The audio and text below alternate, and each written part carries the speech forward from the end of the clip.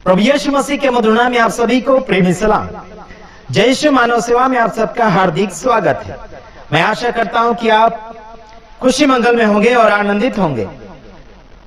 प्रभु आप सबको आशीषित करे, जीवित और जीतों की पृथ्वी पर आप सभी को कायम और सलामत रखे और स्वस्थ रखे, यह हमारी दुआ है। और मैं आशा करता हूं कि आप परमेश्वर के वचन में लगातार बढ़ते चले जा रहे होंगे और हम यही उम्मीद रखते हैं और आशा करते हैं कि आप आगे बढ़ते चले जाइएगा।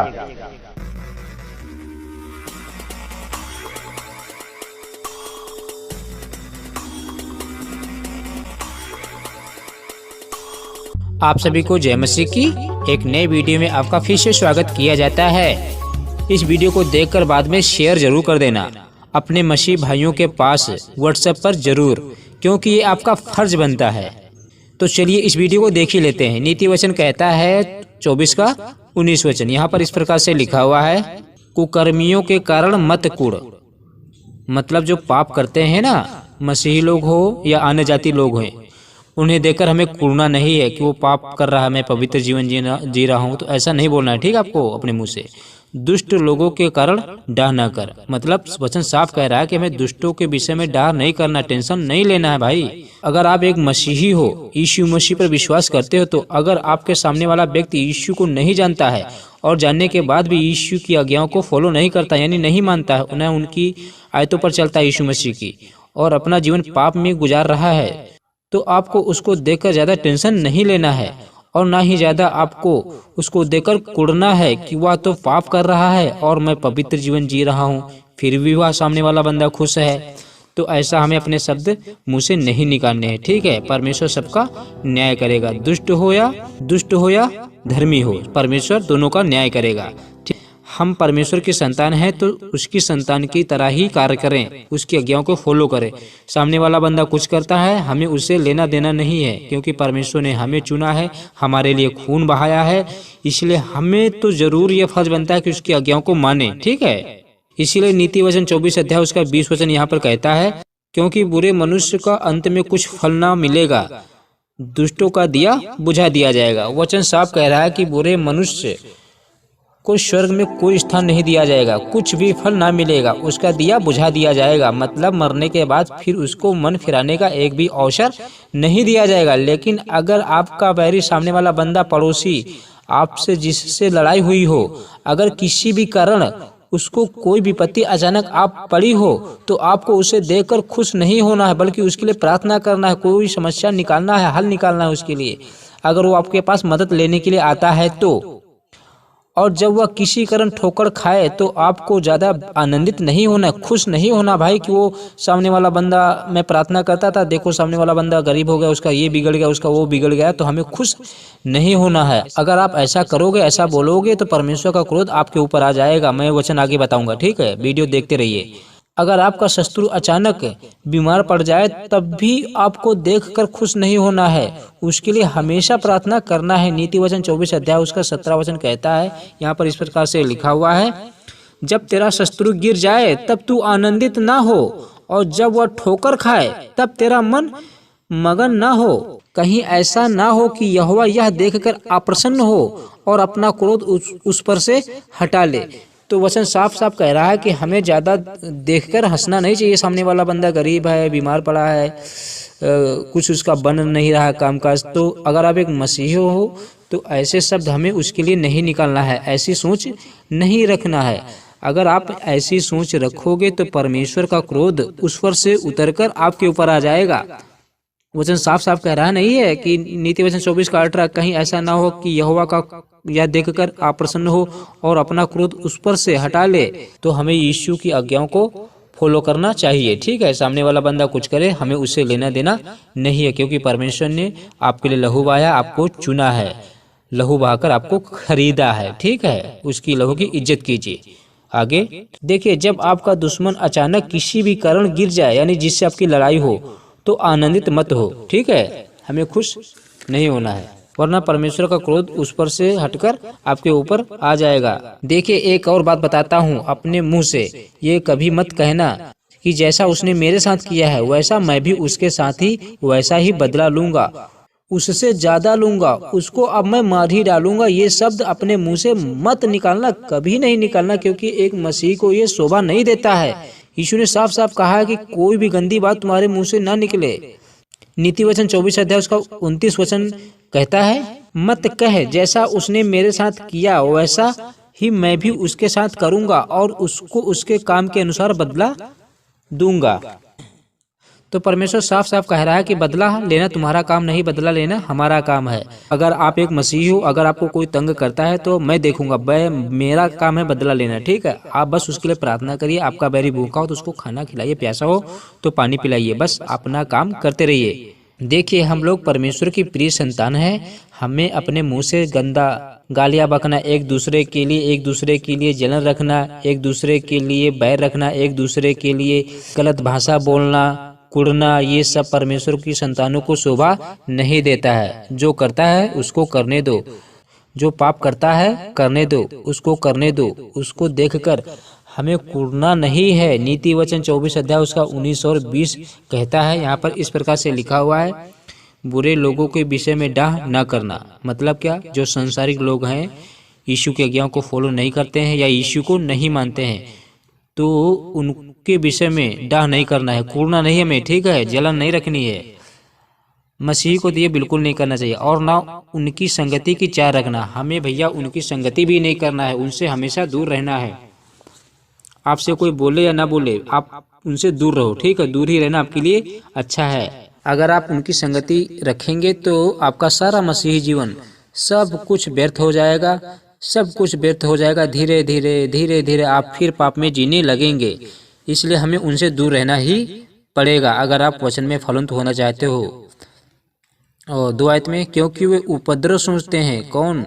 सांसारिक लोग उपद्रव सोचते, गंदी गंदी बातें सोचते हैं, गंदी गंदी बातें बकना सोचते हैं, और उनके मुंह से दुष्टता की बात निकलती है। वचन साफ कह रहा है कि उनके मुंह से दुष्टता की बातें निकलती है। नीति वचन 24 अध्याय 2 वचन कहता है। तो परमेश्वर साफ साफ कह रहा है कि उनसे भैया दूर रहना है, कोई गंदी बात तुम्हारे मुंह से ना निकले। देखिए, अगर एक मसीह, देखिए अगर सामने वाला बंदा पाप कर रहा है, खूब संसारी जीवन जी रहा, गुटखा बीड़ी पान गुटखा ये सब खा पी रहा है, अगर हम उसकी संगति करेंगे तो धीरे धीरे हमारी भी उसकी आदत पड़ जाएगी उसी तरह, तो हमारा धीरे धीरे मसीही जीवन सब व्यर्थ हो जाएगा। और फिर हम उसी की तरह गंदी गंदी बातें बोलना शुरू कर देंगे, दुष्टता की बातें बोलना शुरू कर देंगे। धीरे धीरे आप जितना कुछ मसीह में फलवंत होंगे वो सब धीरे धीरे कम होता जाएगा, प्यार कम होता जाएगा। फिर आप शारीरिक जीवन जीने लगोगे, शारीरिक जीवन जीने लगोगे, सांसारिक जीवन जीने लगेगे और शैतान के फंदे में फंस जाओगे। फिर निकलना बहुत ही मुश्किल पड़ जाएगा, क्योंकि आपको धीरे धीरे लत पड़ जाएगी ना, लत छूटती नहीं आसानी से भाई। देखिए, एक बात और बताता हूँ, हमें कभी बुरे लोगों की संगति नहीं रखना है, वरना आपका मसीही जीवन व्यर्थ हो जाएगा। नीति वचन 24 अध्याय 1 से 2 तक पढ़ता हूँ। यहाँ पर इस प्रकार से लिखा हुआ है, बुरे लोगों के विषय में डाह ना करना और ना उनकी संगति की चाह रखना, क्योंकि वे उपद्रव सोचते हैं और उनके मुंह से दुष्टता की बातें निकलती हैं। साफ साफ वचन कह रहा है कि उनके मुंह से दुष्टता की बातें निकलती हैं। देखिए, दिन बुरे हैं और समय बहुत कम है, इसलिए अपना सारा मसीही जीवन प्रभु में गुजारिए।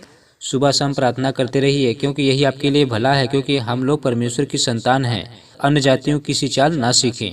यीशु मसीह स्वर्ग जाने से पहले एक बात कह गए थे अपने चेलों से, तैयारी बना के रखना है, जबकि यीशु मसीह आए अपनी दुल्हन को, अपनी कलीसिया को स्वर्ग लेकर चला जाए। अगर आप यहाँ पे छूट जाएंगे तो आपकी बहुत बड़ी बदनामी होगी, ठीक है। हम लोग मसीही हैं, अगर हम यहाँ पे छूट जाएंगे तो बदनामी नहीं होगी, अभी बताइए, बदनामी होगी। तब ये लोग कहेंगे कैसे आप मसीही था, ये तो पाप करता था, इसीलिए यीशु ने इसे छोड़कर चला गया है। तब हमारी बहुत बड़ी बदनामी होगी, फिर हम मुंह दिखाने के लायक नहीं रहेंगे, ठीक है। फिर जितना भी गिड़गिड़ा लो, कितनी भी प्रार्थना कर लो, फिर आपको यीशु दोबारा लेकर नहीं जाएगा। जो छूट जाएगा वो छूट जाएगा। इसीलिए यीशु ने कहा था, जागते रहो, प्रार्थना करते रहो।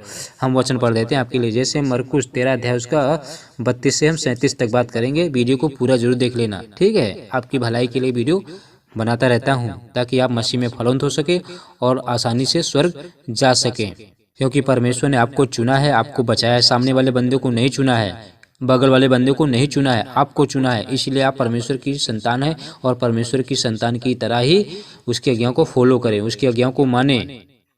अगर आप मसीह में फलवंत होना चाहते हो, वचन साफ साफ कह रहा है, इसलिए जागते रहना है, प्रार्थना में नित्य लगे रहना है। यीशु मसीह कह गए थे स्वर्ग जाने से पहले एक बात कह गए थे, जैसे मरकुस 13 अध्याय उसका 32 से हम 37 तक बात करेंगे। यहाँ पर इस प्रकार से लिखा हुआ है, यीशु मसीह कह गए थे स्वर्ग जाने से पहले उस दिन, यानी दिन कोई भी हो सकता है, मंगलवार, बुधवार, बृहस्पतिवार, कोई भी दिन हो सकता है, उस घड़ी समय कोई भी हो सकता है, के विषय में कोई नहीं जानता है। समय कौन सा, दोपहर, शाम को, मॉर्निंग में, रात को, ये समय हो सकता है। यीशु मसीह कभी भी आ सकता है, इसलिए हमें जागते रहना है।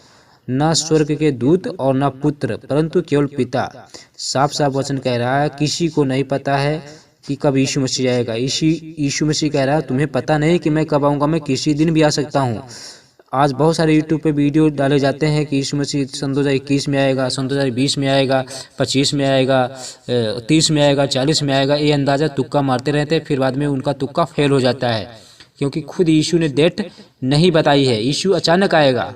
उस दिन जो लोग सोते पाएंगे छोड़ दिए जाएंगे, जो जागते पाएंगे वो उठा लिए जाएंगे। तो हमें जागते रहना है। वचन साफ साफ कह रहा है, 33 आयत देख लेते हैं। देखो जागते और प्रार्थना करते रहो, क्योंकि तुम नहीं जानते कि वह समय कब आएगा।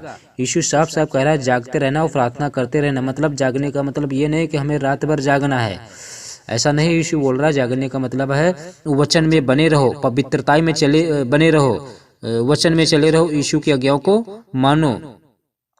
ये होता है जागने का अर्थ, ठीक है। और समय कब होगा, यीशु मसीह ने डेट फिक्स नहीं की है, ठीक है। 24 आयत में, 34 आयत में, यह उस मनुष्य की सी दशा है जो परदेश जाते समय, यीशु मसीह स्वर्ग जाने से पहले कह गए हैं परदेश जाते समय, यानी यीशु मसीह अपने विषय में कह रहे हैं परदेश जाते समय अपना घर छोड़ जाए और अपने दासों को अधिकार दे, अपने दासों को जो प्रचार करते हैं, ठीक है, और हर एक को उसका काम बता दे और द्वारपाल को जागते रहने की आज्ञा दे। हर बार यही यीशु कह रहा है जागते रहना है, जागते रहना है। 35 आयत में, इसलिए जागते रहो क्योंकि तुम नहीं जानते कि घर का स्वामी कब आएगा, सांझ को या आधी रात को या मुर्ग के बांग देने के समय या भोर को। साफ साफ वचन कह रहा है भैया आपको नहीं पता है कि मैं कब आऊँगा, सुबह, दोपहर, शाम को, रात को, मुर्ग के बांग देने से के समय, यानी सुबह। इसलिए यीशु ने कहा एक सोता होगा, दूसरा उठा लिया जाएगा। रात को भी रैप्चर हो सकता है। 2 किसान खेत में काम करते होंगे, एक लिया जाएगा, दूसरा छोड़ दिया जाएगा। 2 स्त्रियां चक्की पीसते होंगी, एक ली जाएगी, दूसरी छोड़ दी जाएगी। 2 स्त्रियां खाना बनाती होंगी, एक ली जाएगी, दूसरी छोड़ दी जाएगी। तो हम छोड़ने वालों में से ना बने, ठीक है, जानने वालों में से बने। देखिए हमारी आयु कितनी है, बस 70-80 साल। इतने साल हम किसी तरीके से काट फिर ले, फिर तो हमें अमर जीवन मिलेगा ना, कभी ना मरने वाला शरीर मिलेगा। तब हम खूब स्वर्ग में आनंद मनाएंगे। इसलिए अभी थोड़ी बहुत तकलीफ काट लो। 36 आयत में, ऐसा ना हो कि वह अचानक आकर तुम्हें सोते पाए। यीशु मसीह साफ साफ कह रहा है कि मैं ऐसा ना हो कि तुम सोते पाए जाओ। अगर सोते पाए जाओगे, संसारिक जीवन जीते रहोगे, संसारिक अभिलाषाओं में पड़े रहोगे, धन दौलत कमाने में पड़े रहोगे, आप वचन में नहीं बढ़ोगे, तो यीशु आपको छोड़कर चला जाएगा। अब चला जाएगा तो हैया दैया मैया से काम नहीं चलेगा। फिर आप चाहे जितनी भी प्रार्थना कर लो, कोई फायदा नहीं है। 37 आयत में, और जो मैं तुमसे कहता हूँ वही सबसे कहता हूँ, जागते रहो। यीशु बार बार चिल्ला कर ये प्रार्थना कर रहा है कि जागते रहो, सबसे कह रहा है कि जागते रहो। इसलिए हमें यीशु की आज्ञाओं को फॉलो करना चाहिए। कोई भी संसारिक जीवन जी रहा है, पाप कर रहा है, तो उसको देखकर हमें कुढ़ना नहीं चाहिए। वो पाप कर रहा है, परमेश्वर उसका न्याय करेगा खुद। एक वचन और पढ़ देता हूँ, जैसे सबो उपदेशक 12 अध्याय उसका 13 से 14 तक बात करेंगे, 2 आयतें, ठीक है। सब कुछ सुना गया है, अंत की बात यह है कि परमेश्वर का भय मानना। परमेश्वर से हमें डरना जरूर है भैया, और उसकी आज्ञाओं का पालन करना है। साफ साफ लिखा है कि उसकी आज्ञाओं का पालन करो, क्योंकि मनुष्य का संपूर्ण कर्तव्य यही है।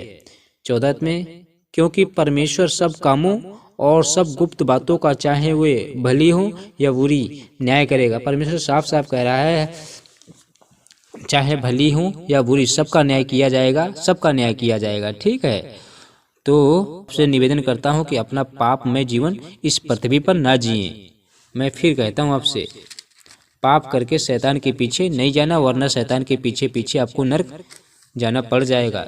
शैतान की आवाज़ हमें नहीं सुनना है, लूसीफर की आवाज़ हमें नहीं सुनना है, दुष्ट आत्माओं की आवाज़ हमें नहीं सुनना है। परमेश्वर आप लोगों को लिए एक संदेश देना चाहता है, जवानों के लिए एक संदेश देना चाहता है। जैसे सब उपदेशक 11 अध्याय उसका 9 पद यहाँ पर इस प्रकार से लिखा हुआ है, हे जवान अपनी जवानी में आनंद कर और अपनी जवानी के दिनों में मगन रहे, अपनी मनमानी कर और अपनी आंखों की दृष्टि के अनुसार चल, परंतु यह जान रख कि इन सब बातों के विषय में परमेश्वर तेरा न्याय करेगा। तो साफ साफ लिखा है कि आप संसारिक जीवन ना जिए, पाप भरा जीवन ना जिए, परमेश्वर आपका न्याय करेगा। साफ साफ लिखा है अपनी आंखों की दृष्टि के अनुसार न चल, सांसारिक अभिलाषाओं के पीछे नहीं भाग, परमेश्वर आपका न्याय करेगा। अंत का समय चल रहा है भैया, रैप्चर कभी भी हो सकता है, किसी वक्त हो सकता है, इसलिए प्रार्थना में लगे रहो। इसलिए यीशु स्वर्ग जाने से पहले कहे गए थे प्रार्थना में लगे रहो, ताकि वो दिन तुम्हारे पे फंदे के समान अचानक न आ पड़े, क्योंकि इस पृथ्वी पर इतना कलेश शुरू होने वाला है। रैप्चर होने के बाद, कलीसिया उठा लेने के बाद शैतान का राज चालू हो जाएगा।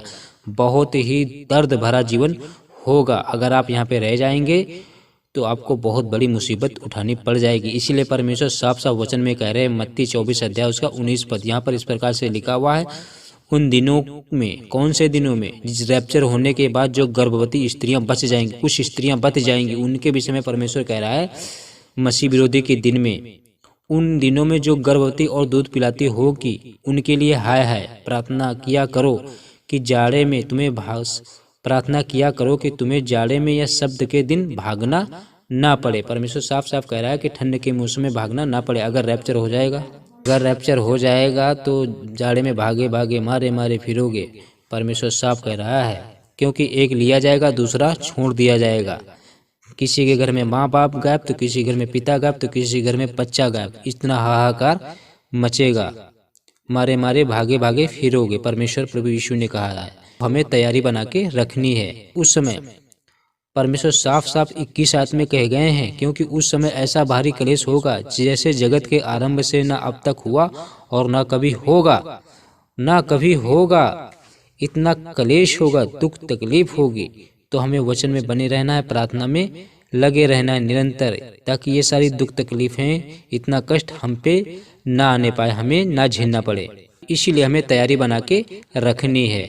लेकिन हमें इस संसार में बहुत सावधान रहना है, क्योंकि शैतानी दुष्ट आत्मा बहुत परेशान करती हैं एक मसीही को। जब वो मसीही पवित्रता में चलने लगता है, पवित्र जीवन जीने लगता है, तो वो दुष्ट आत्मा एक मसीही को पाप में गिराने की कोशिश करने लगती हैं। इसीलिए यीशु ने सावधान करने को कहा है। जैसे मत्ती 24 अध्याय उसका 4 वचन यहाँ पर इस प्रकार से लिखा हुआ है, यीशु मसीह कह गए हैं, यीशु ने उनको उत्तर दिया, चेलों को उत्तर दिया, सावधान रहो, कोई तुम्हें भरमाने ना पाए। तो यीशु साफ साफ कह रहा है कि हमें कोई भरमाने ना पाए, यीशु की शिक्षाओं से अलग ना करने पाए। हमारा विश्वास बाइबल पर बना रहे, ठीक है, अंत तक जब बना रहेगा तभी परमेश्वर हमें स्वर्ग का राज्य देगा।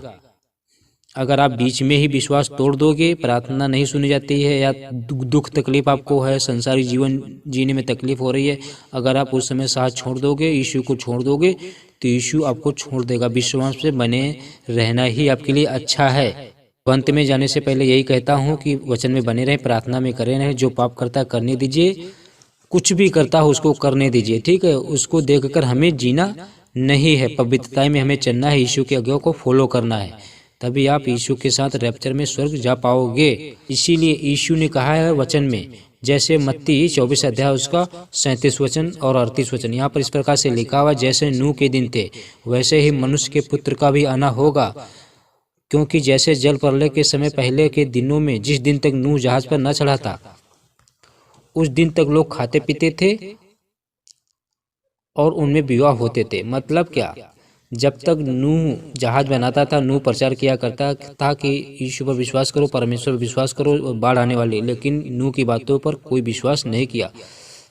आज भी ऐसा ही हो रहा है। कोई भी यीशु की आज्ञाओं को नहीं मान रहा है, कोई भी यीशु की बातों को नहीं मान रहा है, उसकी बातों को हल्के में ले रहे हैं। बहुत सारे लोग यीशु को झूठा भविष्यवक्ता या झूठा परमेश्वर कह रहे हैं। जैसे नूह के दिन थे वैसे ही मनुष्य के पुत्र के आने के दिन में होगा। यीशु ने साफ साफ वचन में लिखवा गए हैं। इसलिए हमें जागते रहना है, प्रार्थना करते रहना है, ठीक है, ताकि हम यीशु के साथ स्वर्ग चले जाएं। आशा करता हूँ छोटी सी वीडियो आपको समझ में आई। चैनल को सब्सक्राइब करें, वीडियो को लाइक करें, ये वीडियो अपने मसीह भाइयों के पास व्हाट्सएप पे शेयर कर दें, क्योंकि शेयर करना आपका फर्ज बनता है, इसमें आपका कोई पैसा नहीं जाएगा। ठीक है, गॉड ब्लेस यू, परमेश्वर आपको आशीष दे। अगले विषय के लिए फिर मिलूंगा, तब तक के लिए जय मसीह की। गॉड ब्लेस यू, आमीन।